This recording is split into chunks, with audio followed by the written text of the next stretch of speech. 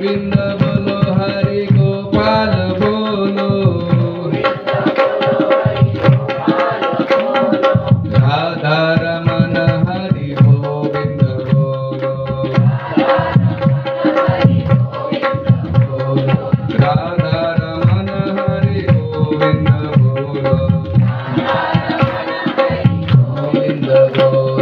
गोविंद बोलो हरि गोपाल बोलो राधा रमन हरि गोविंद बोलो राधा रमन हरि गोविंद बोलो गोपाल कृष्ण भगवान की जय।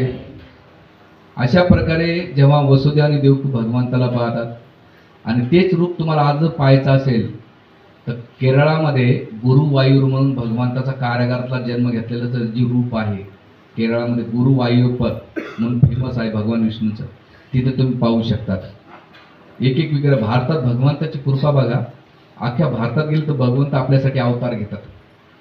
तुम्ही केरळामध्ये जाताना गुरुवायूर, त्याच्यानंतर त्रिवेंद्रामध्ये अनंत पद्मनाभ, त्याच्यानंतर वरती तामिळनाडूमध्ये येतात तर भगवंताचं कोणतं रूप आहे? श्रीरंगम, वरदराज जी आहे आणि दिव्य देशमय भगवंताचे वेगवेगळे रूप खूप सुंदर आहे। पार्थसारथे भगवंत, त्याच्यानं आंध्रामध्ये येतात तर काय येतात? तिरुपती बालाजी, कर्नाटकमध्ये उडुपी कृष्ण आहेत भगवंत, महाराष्ट्रात येतात पंढरपूरमध्ये पांडुरंग आहे। तुम्ही राजस्थानमध्ये जाता तर डाकोर में कौन छे? रणछोड राय, सॉरी गुजरात, आणि राजस्थानमध्ये श्रीनाथजी आणि द्वारकेमध्ये द्वारकाधीश आणि रणछोड राय। त्याच्यानंतर इकडे जाऊया यूपीमध्ये रामचंद्र आणि कृष्ण। त्याच्यानंतर वरती जाऊया थोडंसं, वरती गेलं बद्रीनाथ केदारनाथ। एवढे भगवंत आपल्यासाठी अवतार कशासाठी घेतात की जा बाबा तुझं डोकं टेकव, दर्शन घे। कलियुगामध्ये माहित होतं भगवंताला की यांच्या भाषेनुसार प्रांत होईल म्हणून भगवंत आधीच प्रगट झालेले तिथे। यांच्या पण सुंदर लीला आहे आणि ह्या सगळ्या लीला भागवताशी कनेक्ट आहे। बरं जेवढे भगवंताचे विग्रह आहेत ना भारतातले, ते कुठून कुठं भागवताशी कनेक्ट आहे, त्याचं पद्मपुराणमध्ये खूप डिटेल दिलेले आहेत। तर अशा प्रकारे भगवंत जेव्हा प्रगट झाल्यानंतर वसुदेव प्रार्थना करतात, देवकी प्रार्थना करतात आणि तिथे देवकी म्हणते भगवंता की तुम्ही भौतिक ईश्वराचे आदी अनंत आहात, तुमचा आदी अनंत कोणीच जाणू शकत नाही। ह्या जगामध्ये प्रत्येक व्यक्ती जन्म मृत्यू जरा व्याधी आणि मृत्यूपासून कोणी मुक्त नाही, पण हे भगवंता तुम्हाला मृत्यू घाबरतो आणि सगळे जीव मृत्यूला घाबरतात, हा तुमच्यामधला फरक आहे। म्हणून भगवंता कोणी जर तुमचं स्मरण करतो, तुमचं चिंतन करतो, मनन करतो तर ह्या जगातलं सगळ्यात मोठं दुःख आहे, भय आहे, त्याच्यापासून तो मुक्त होतो। आणि माता देवकी आणि वसुदेव सुंदर प्रार्थना करतात आणि म्हणतात भगवंता तुम्ही प्रगट होण्याचं एकमेव कारण काय? ज्या भक्तांच्या हृदयामध्ये भीती ह्या संसारातली मृत्यूची भीती आहे, भोगा मायाची भीती आहे, जेव्हा तुम्ही त्यांच्या हृदयामध्ये जातात ना त्यांच्या जीवनातलं भय आणि मोह नष्ट होऊन जाते। आणि ह्या प्रार्थना केल्यानंतर ते म्हणतात भगवंता तिथे कंसापासून नाही का, आता इथे देवकीचा भाव संबंध खूप महत्त्वाचा आहे।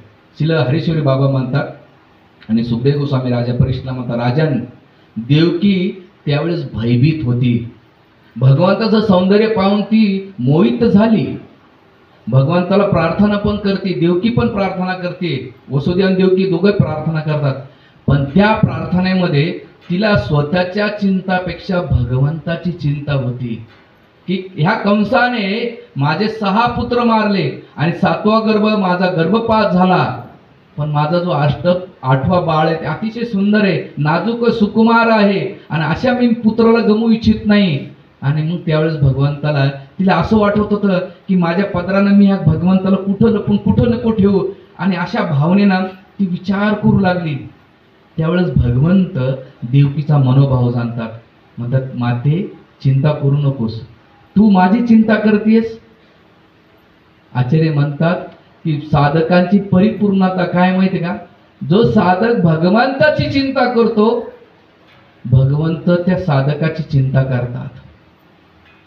आपल्याला संसारामध्ये मुलाबाळांच्या, नवरा बायको नातेगोताची आपण चिंता करत राहतो, एवढी चिंता करत राहतो, तुमच्या चिंतानं काही जगातले प्रॉब्लेम सॉल्व्ह होऊ शकत नाही.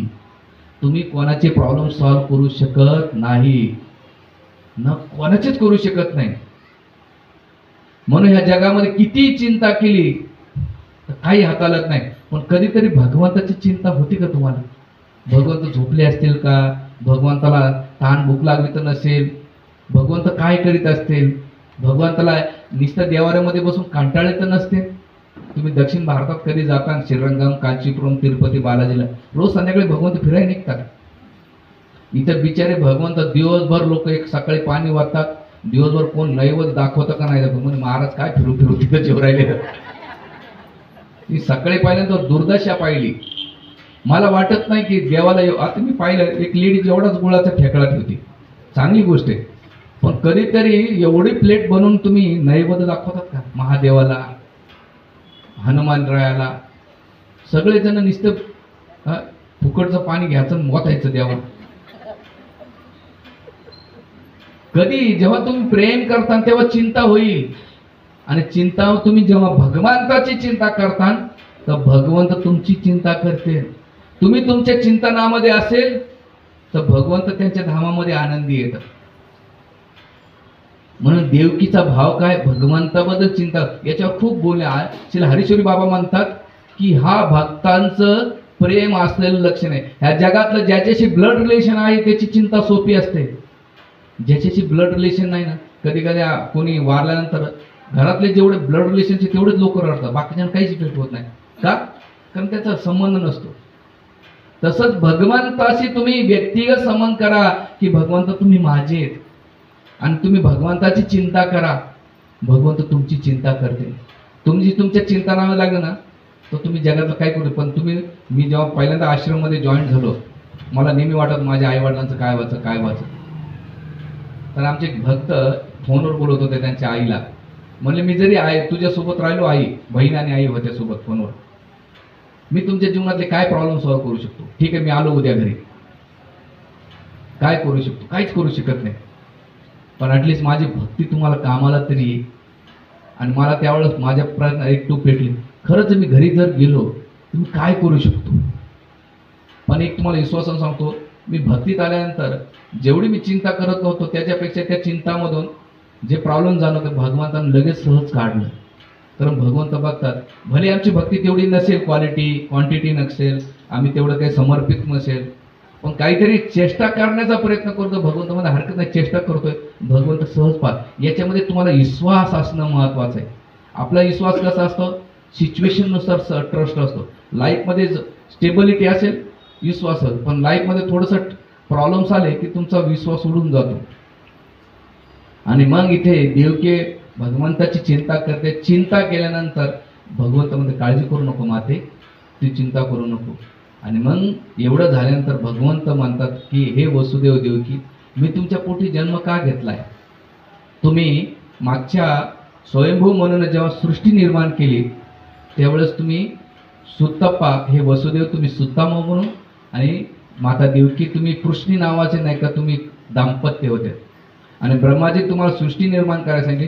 तुम्ही सृष्टी निर्माण केल्या, आपल्या सृष्टीमध्ये हे करण्यासाठी तपस्या केली, आणि तुमच्या मनामध्ये एकमेव हेतू होता की मला भगवंत पुत्र म्हणून जन्माला यावं. आणि मग मी प्रगट झाल्यानंतर मी तर येऊ शकत नाही, कारण माझे माता पिता शाश्वत काळासाठी आहेत.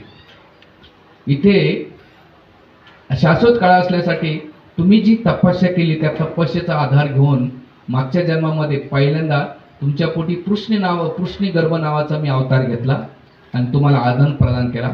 त्याच्यानंतर कश्यप आणि आदित्यच्या पोटी मी उपेंद्र वामन म्हणून अवतार घेतला. आणि हे माता आणि पिता या जन्मामध्ये तुम्ही तेच कृष्णी आणि सुत्तप्पा असल्यामुळे माझा पूर्ण अवतार पूर्ण पुरुषोत्तम भगवंत म्हणून मी जन्माला आलोय आणि तुम्हाला दर्शन देतोय. कशासाठी देतोय? की आता तुम्ही निश्चिंत राहा आणि तुमची जी इच्छा आहे ना ती पूर्ण करण्यासाठी मी थांबलोय. आचार्य म्हणतात जेव्हा भगवंताच्या भक्तीमध्ये तुम्ही जर तुमची इच्छा केली तर भगवंत ती पूर्ण करतात. थोडं डीप चाललंय का? वरचेवर घेऊ कथा? काय वाटते? चालेल, घेऊ कथा सकाळसारख्या.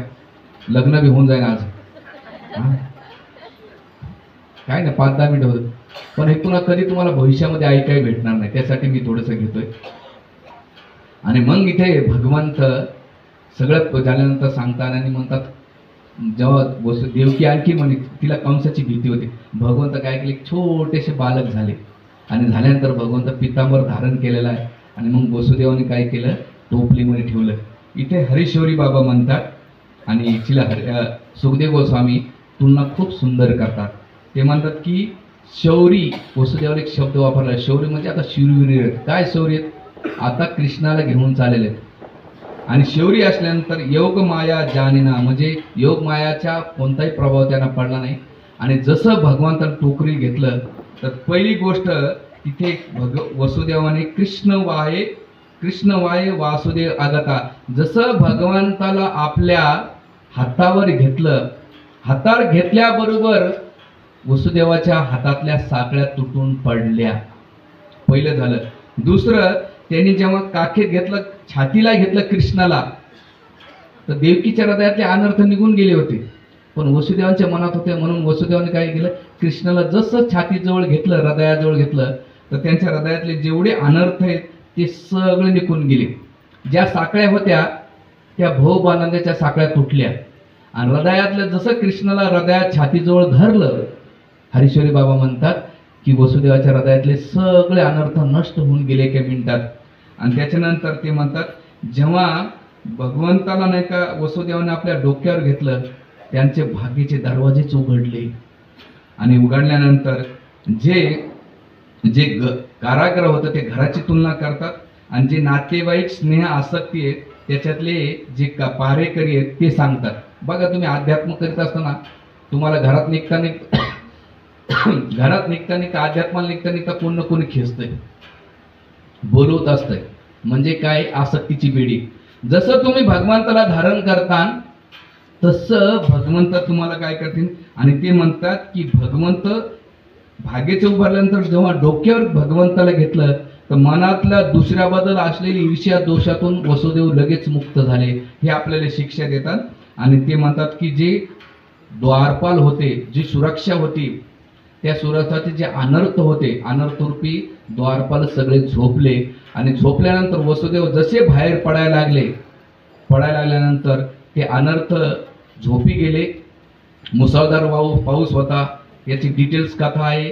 आणि जसं जसं जात होते तसे तसे दरवाजे उघडत होते, सगळे कुत्रे झोपलेले होते, पाऊस पडत होता. आणि पाऊस पडत असताना आचार्य हरीश्वरी बाबा म्हणतात की पाऊस का पडत होता, त्याचे 2 कारण देतात. ध्यानपूर्वक ऐका. पहिलं, वर्षा विचार केलं, इंद्र विचार केलं, जे भगवंत माझ्यासाठी अवतार घेतला आणि अशा भगवंत जन्मात घेतल्यानंतर अभिषेक करायचा असतो, पण भगवंताचा अभिषेक नाही झाला, तर मी काय करेन, एवढा पाऊस करेल की मी काय करेन, भगवंताला अभिषेक घालेन. म्हणून जोरदारात पाऊस पडत होता. दुसरं, जे ढगांचे गडगडाट का होत होता, आचार्य हरीश्वरी बाबा म्हणतात की भगवंत प्रगटले. पहिल्या अवतारामध्ये भगवंत प्रगटले तर सगळे देवता ढोल नागारे वाजवतात, इथे कोणी ढोल वागर नाही. म्हणून जे ढग आहेत मोठमोठ्या गडगड गडगड करून भगवंताचं स्वागत करतायत. आणि तिथे हे सगळे करत असताना तिथे अनंत शेष त्यांचं रक्षण करीत होता. आणि ते पावसापासून भगवंताचं रक्षण करीत असताना श्री हरीश्वरी बाबा म्हणतात की अनंत शेष विचार करू लागले की भगवंत अमृत आहे आणि पाण्याची तुलना अमृताशी केलेली, अरे साक्षात अमृत आहे, हे दुसरं अमृत कुठं पडतंय, म्हणून मी त्यांचं रक्षण करतोय. आणि पुढे ते म्हणतात की हे पाणी गेल्यानंतर घनश्याम विचार करू लागले, जे आकाशातले निळे बादल ते विचार करू लागले की आमचं आज भाग्य उजळलं. काय भाग्य उजळलंय, की आमचा रंग आणि हे भगवंताचा रंग श्याम आहे, म्हणून आम्हाला घनश्याम उच्चारलेले. म्हणून ते ढग नाही का गडगड गडगड करू लागले की आज आमचं भाग्य उजळलं, गडगड गडगड करू लागले. भाग्य उजळलं की आज आमचं नामकरण होणार आहे. आणि त्याच्यानंतर तो आभार प्रगट करू लागले. आणि हे करीत असताना अनंत शेष नाही का विचार करू लागले की जे माझ्या स्वामी आहेत वसुदेव, त्यांचं सेवा केली पाहिजे, म्हणून ते अनंत शेष जाऊ लागले. जात असताना मुसळधार पाऊस, ते गडगडा गेल्यानंतर यमुनेच्या तटावर जातात. यमुना तटावर गेल्यानंतर ते उफाण्या का करत होता, तिला यमुना अनुज म्हटलेले. यम अनुजा, यमाची बहीण यमी म्हटल्या जाते. ती विचार करू लागली की भगवंत आता माझे स्वामी आहेत, कालिंदीचं माझं रूप होणार आहे, कालिंदी अवतार होणार आहे आणि माझे पती एवढे शूरवीर असणार आहे, तर त्यांची पत्नी होण्यासाठी माझं शूरवीर दाखवलं पाहिजे, तेव्हा मला ती स्वीकारतात. म्हणून ती काय करू लागली, लाठ्याचा उफान मारू लागली आणि दाखवते ती, भगवंता तुम्ही जेवढे शूरवीर आहात ना तेवढे पण मी पण शूरवीर आहे. भगवंत म्हणतात मला माहित आहे. मनातली मनात कोणाचं, यमुनाचं आणि कृष्णाचं चर्चा चालू होती. हरेश्वरी बाबा म्हणतात अरे काय भक्तांचं आणि भगवंताचं आदान प्रदान, बाह्य स्थितीतून पाहिलं तर संकटात आहे, पण भगवंत तिथं पुढची लीलेचा विचार करू लागले. आणि हे चालत असताना जसं जसं यमुनेमध्ये प्रवास करू लागले, यमुनेमध्ये प्रवेश करतात, आचार्य म्हणतात की वसुदेवाचं भगवंताच्या प्रती एवढं प्रेम होतं. दोन मनात गोष्टी होत्या.